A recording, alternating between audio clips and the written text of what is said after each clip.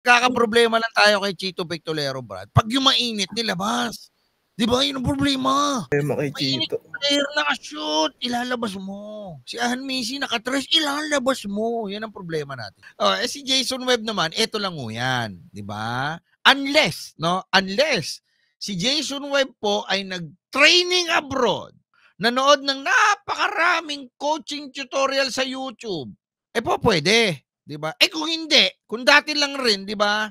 Puro siya Mylene Dizon. Naku, wala hong mangyayari pa rin diyan. Uulitin, parang libro lang 'yan na inulit ninyong basahin. Parang pelikula ng Titanic 'yan. 'Di ba? Pinainting, tapos sa dulo nalunod. Kahit ilang beses mo panoorin 'yon. Nagpainting, nalunod. Ganun lang 'yon. Paulit-ulit lang.